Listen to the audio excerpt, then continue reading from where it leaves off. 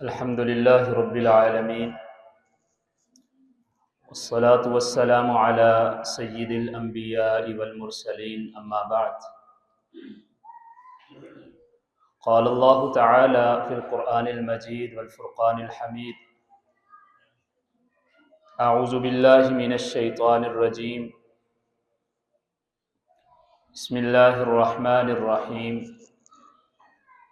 إنما يعمر مساجد الله من آمن بالله واليوم الآخر. وقال النبي صلى الله عليه وسلم: احب البلاد الى اللہ مساجدها وابغض البلاد الى اللہ اسواقها. صدق اللہ العظیم. حضرات محترم، قرآن مجید کا جو مقام آپ کے سامنے تلاوت کیا گیا ہے، اس میں اللہ وحدہ لا شریک فرما رہے ہیں کہ انما یعمر مساجد اللہ، کہ بے شک جو اللہ کی مساجد ہیں ان کو آباد وہی لوگ کرتے ہیں من آمن باللہ والیوم الآخر، جن کا اللہ کی ذات پر بھی ایمان ہے اور آخرت کے دن پر بھی ایمان ہے، جن کا اس بات پر یقین ہے کہ ایک ذات ہے جس کے سامنے کل ہم نے جا کر پیش ہونا ہے، اور ایک ایسا دن آنے والا ہے کہ جس دن ہر ایک کو پیش کیا جائے گا۔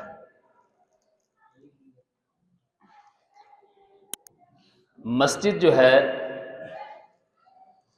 یہ اللہ کی نعمتوں میں سے ایک بہت بڑی نعمت ہے۔ وہ اس لحاظ سے کہ جب انسان مسجد کے ساتھ جڑ جاتا ہے تو اس انسان کے ایمان کو تازگی ملتی ہے، انسان کی روح پاکیزہ ہوتی ہے، اور جب انسان مسجد کے اندر آ جاتا ہے تو امت کے اندر ایک اتحاد کی فضا قائم ہوتی ہے۔ جب تک ہم مساجد کو آباد کرنے والے تھے تب تک ہم لوگوں کے امام تھے، لیکن جیسے ہی ہم مساجد سے دور ہوئے، اللہ کے گھروں سے دور ہوئے، اس کے بعد ہم ہر طرح سے پریشان نظر آتے ہیں۔ اب ذرا تصور کریں کہ جو ایک مسجد کو تعمیر کرنے والا ہے اس کی فضیلت بیان کی گئی، جب مسجد تعمیر ہو جائے تو اس کے ساتھ اس کو آباد کرنے والا ہے اس کا الگ سے مقام بیان ہوا،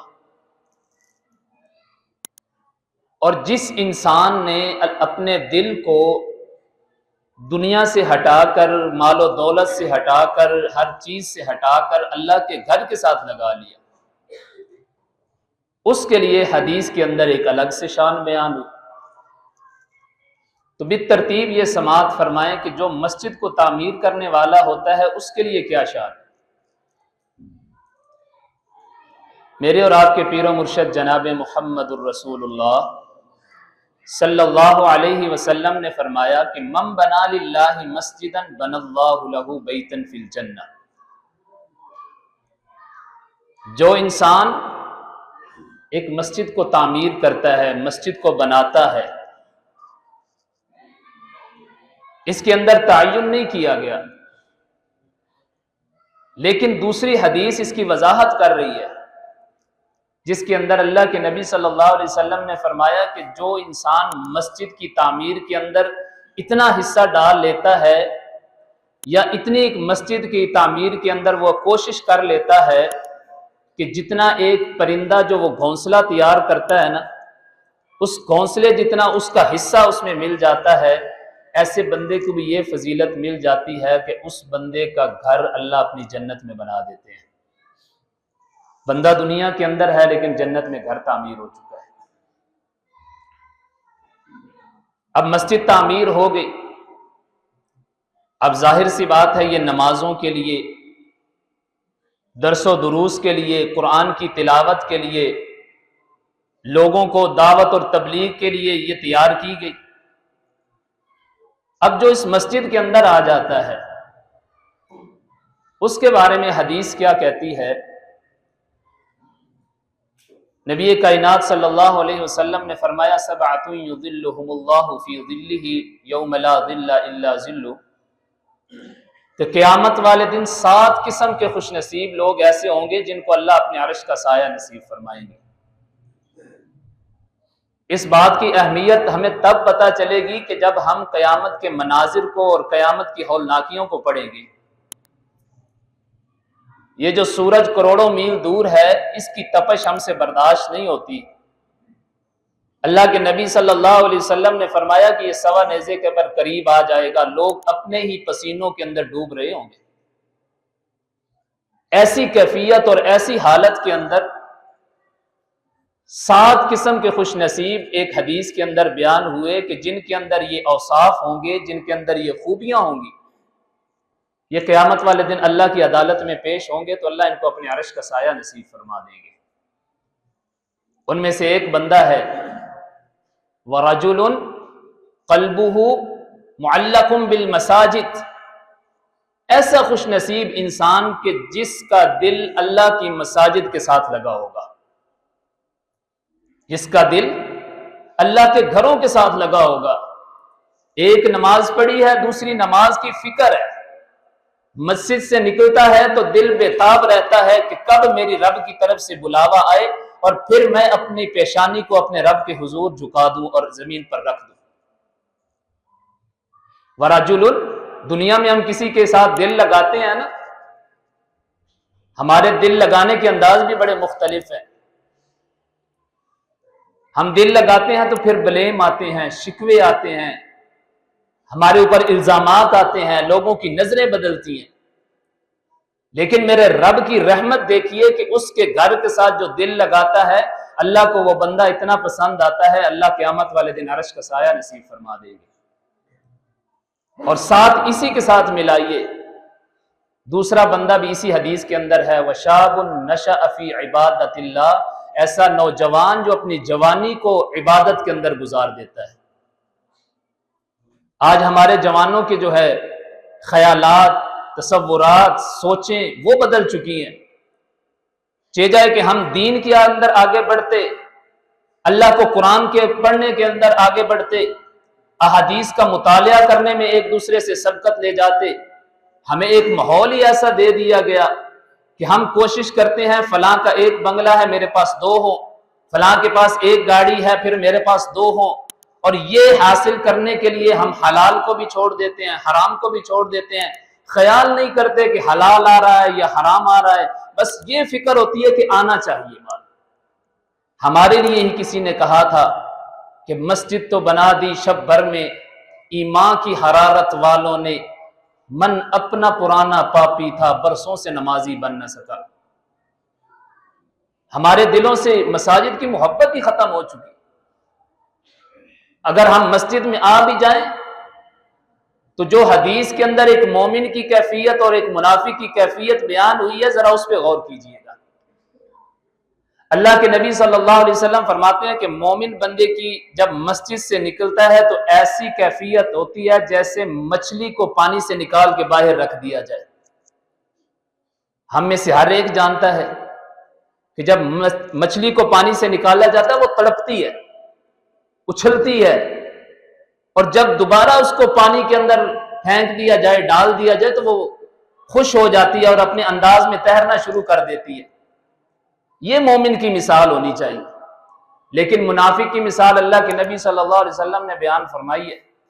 آپ نے فرمایا کہ منافق کی مثال ایسے ہے کہ وہ مسجد کے اندر اگر آ بھی جائے نا، مسجد کے اندر داخل ہو بھی جائے تو اس کے دل کی کیفیت ایسے ہوتی ہے جیسے کسی پرندے کو پکڑ کر ایک پنجرے کے اندر بند کر دیا جائے۔ وہ اچھلتا ہے کہ کب اس کا دروازہ کھلے اور میں باہر نکل جاؤں۔ اب ذرا یہاں ٹھہر کر ہر ایک نے، میں نے اور آپ نے خود سے سوال کرنا ہے کہ ہم کس کیفیت سے گزر رہے ہیں، ہم کس حالت میں ہیں۔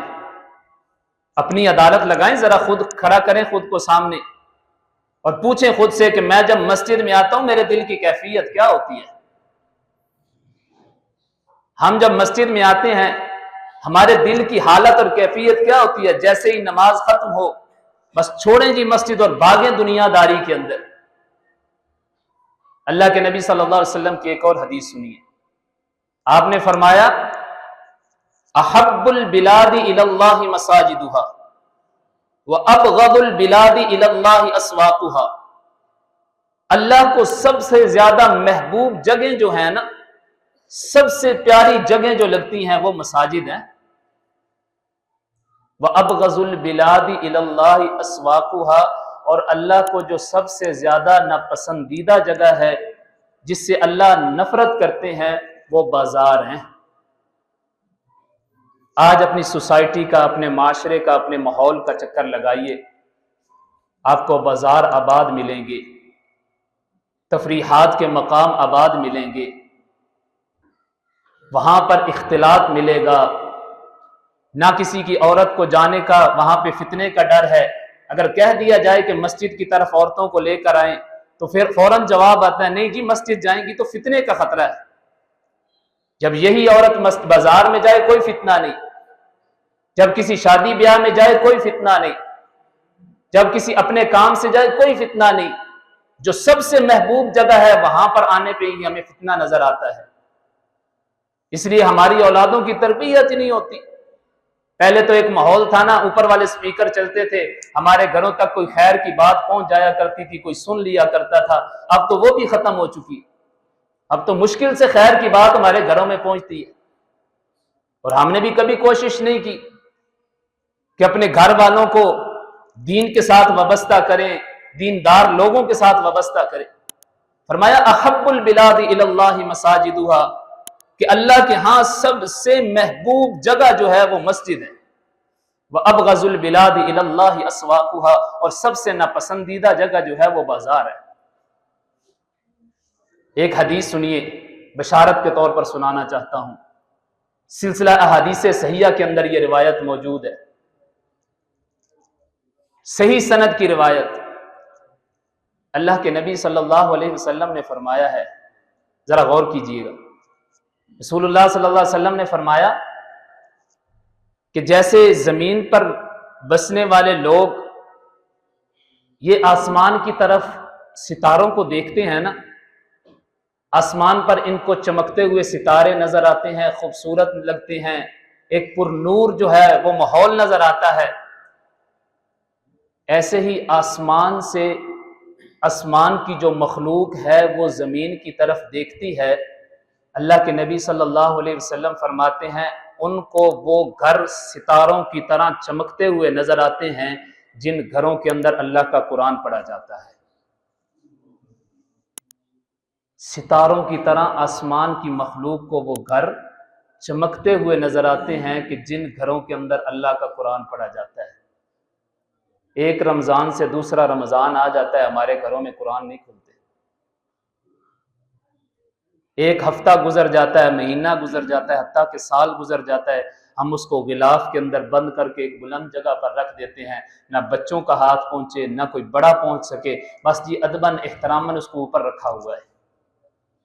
اس لیے میرے بھائیوں، اگر ہم چاہتے ہیں کہ ہم عزت پا لیں، ہم مقام پا لیں، زندگی کے اندر راحت مل جائے، زندگی کے اندر سکون مل جائے، اور جب کل قیامت والا دن ہو ہمیں بھی ایک پروٹوکول ملے، تو اس کے لیے ضروری ہے کہ ہم اپنی مساجد کو آباد کریں اور ان کو آباد کرنے کے اندر اپنا کردار ادا کریں۔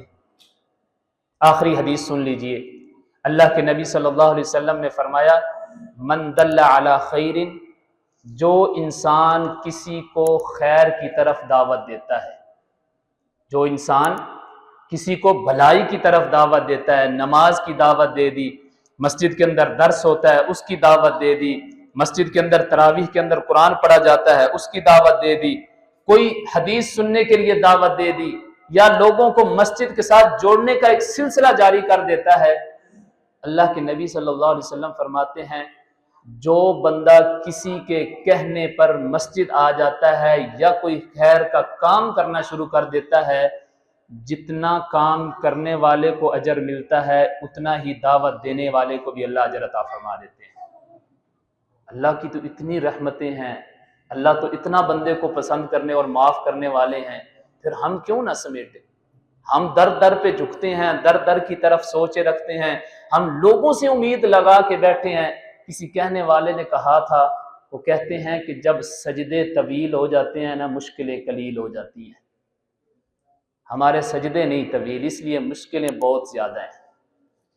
سجدے میں پیشانی جھک جائے اور مشکلیں نہ ختم ہو، یہ ہو ہی نہیں سکتا۔ اللہ نے یہ سلسلہ ہی اس لیے رکھا ہے، تو اس لیے خود بھی کوشش کریں کہ اپنے دلوں کو مساجد کے ساتھ لگائیں۔ اگر آپ چاہتے ہیں کہ قیامت والا دن ہو، ہم بھی اللہ کے عرش کے سائے میں کھڑے ہوں، ہم اللہ سے دعا بھی کرتے ہیں کہ اللہ ہمیں بھی ان کے اندر شامل فرما دے، تو اس کے لیے کوشش کریں، خود بھی مساجد کے ساتھ جڑیں، اپنی اولاد کو بھی مساجد کے ساتھ جوڑیں، تاکہ یہ دین، یہ اسلام، یہ خیر آپ کی نسل میں باقی رہے۔ اگر چاہتے ہیں کہ نسل میں خیر باقی رہے تو اس نسل کو اللہ کے گھروں کے ساتھ جوڑنا ہوگا۔ اللہ وحدہ لا شریک مجھے اور آپ کو مساجد کو آباد کرنے کی توفیق عطا فرمائے، اور جو مساجد کو آباد کرتے ہیں اللہ وحدہ لا شریک ان کی ہر قسم کی مشکلات کو آسان فرما دیں، اللہ ان کے گھروں کو آباد فرما دیں۔ جو اللہ کے گھروں کو آباد کرنے والے ہیں، شیخ صاحب نے دعا کا بھی کہا ہے، دعا کرتے ہیں کہ اللہ وحدہ لا شریک ہمیں زیادہ سے زیادہ نیک اعمال کرنے کی توفیق دے، اور جو ہم اعمال کریں اللہ ان کو اپنی بارگاہ کے اندر شرف قبولیت عطا فرما دے۔ الحمدللہ رب العالمین الرحمن الرحیم، لا الہکم الہ واحد لا الہ الا هو الرحمن الرحیم، یا رب لک الحمد کما ينبغی لجلال وجہک وعظیم سلطانک، اللہم انت الغنی ونحن الفقراء، اللہم انت القوی ونحن الضعفاء، بیدک الخیر انک علی کل شیء قدیر، اللہم صل علی محمد وعلی آل محمد کما صلیت علی ابراہیم وعلی آل ابراہیم انک حمید مجید، اللہم بارک علی محمد وعلی آل محمد کما بارکت علی ابراہیم وعلی آل ابراہیم انک حمید مجید۔ ربنا آتنا فی الدنیا حسنة وفی الآخرة حسنة وقنا عذاب النار، ربنا ظلمنا انفسنا وإن لم تغفر لنا وترحمنا لنكونن من الخاسرین، ربنا فاغفر لنا ذنوبنا وكفر عنا سيئاتنا وتوفنا مع الأبرار، اللهم إنا نسألك الهدى والتقى والعفاف والغنى، اللهم إنا نسألك العافية في الدنيا والآخرة، اللهم إنا نسألك جنة الفردوس، اللهم إنا نسألك جنة الفردوس، ونعوذ بك من عذاب القبر ومن عذاب النار، ونعوذ بك من فتنة القبر وعذاب النار، اللهم طهر قلوبنا من النفاق، وأعمالنا من الرياء، وألسنتنا من الكذب، وأعيننا من الخيانة، فإنك تعلم خائنة الأعين وما تخفي الصدور،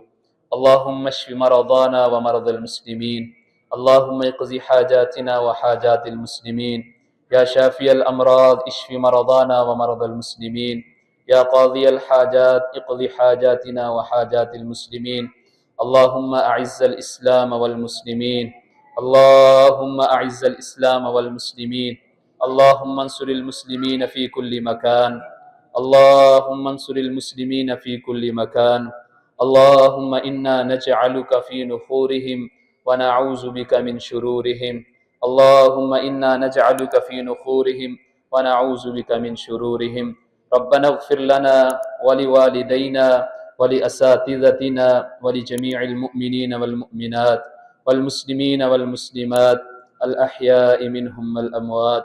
یا اللہ ہمارے صغیرہ کبیرہ گناہوں کو معاف فرما دے، یا اللہ ہماری صغیرہ کبیرہ غلطیوں کو معاف فرما دے، گناہ گار ہیں، سیاہ کار ہیں، یا اللہ تیرے بندے ہیں، تو تو غفور الرحیم ہے، میرے مولا تو تو بخشنے کو پسند کرتا ہے، ہم سب کے گناہوں کو معاف فرما دے، یا اللہ ہم سب کی غلطیوں کو معاف فرما دے، یا اللہ تو ہمارے حال پر رحم فرما دے، یا اللہ ہمارا روزہ رکھنا اپنی بارگاہ کے اندر قبول فرما لے، یا اللہ ہمارا راتوں کا قیام کرنا اپنی بارگاہ میں قبول فرما لے۔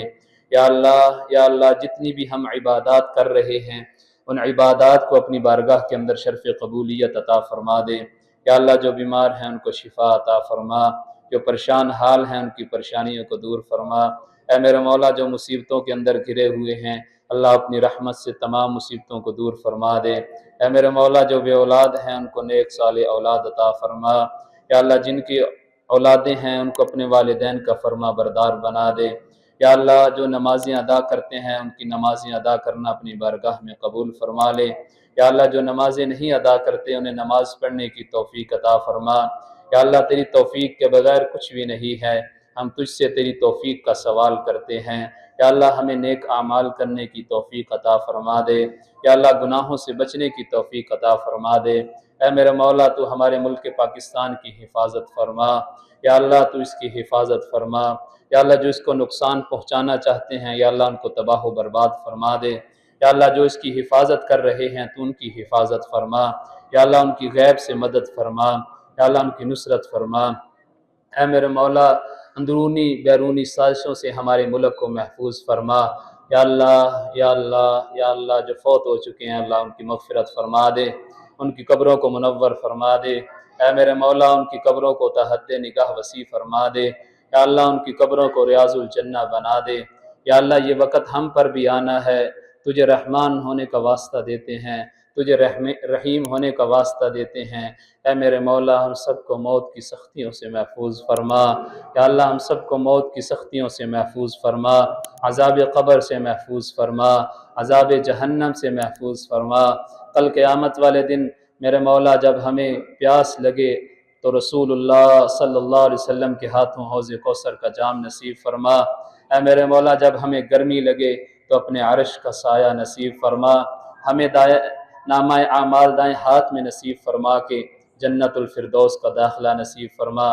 اے میرے مولا جس بھائی کے دل کے اندر جو نیک خواہش ہے، جو نیک تمنا ہے، میرے مولا تو دلوں کی باتوں کو جاننے والا ہے، تو اس کی نیک خواہش اور نیک تمنا کو پورا فرما دے۔ یا اللہ جو ہم نے مانگا وہ ہمارے لیے بہتر ہے تو ہمیں عطا فرما دے، جو نہ مانگ سکے تیرے علم کے اندر تو بات ہے، یا اللہ ہمیں بن مانگے ہی عطا فرما دے۔ جو ہوا تیرے کرم سے ہوا، جو ہوگا تیرے ہی کرم سے ہوگا۔